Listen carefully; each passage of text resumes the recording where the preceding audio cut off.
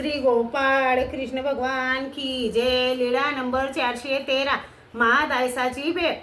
महादायसाने सर्वज्ञांबद्दल एक लेपण मोलकरी करून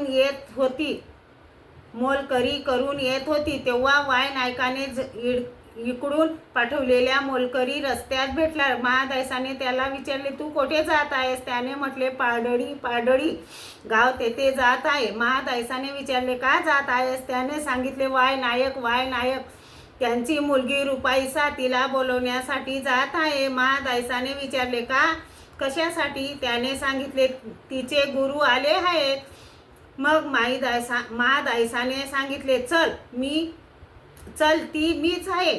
मग महादायसा सर्वज्ञांच्या दर्शनाला आली तेव्हा सर्वज्ञ उजवी कडील पडवीत बसले होते। महादायसाने सर्वज्ञांची भेट घेऊन सर्वज्ञांना दंडते घातली, श्रीचरणा लागली आणि सर्वज्ञांजवळ बसली। रस्त्यात मोलकरी भेटला, ती गोष्ट सर्वज्ञांना सांगितली। यावर सर्वज्ञांनी विचारले, बाई हे तुम्हाला कसे स्फुरले?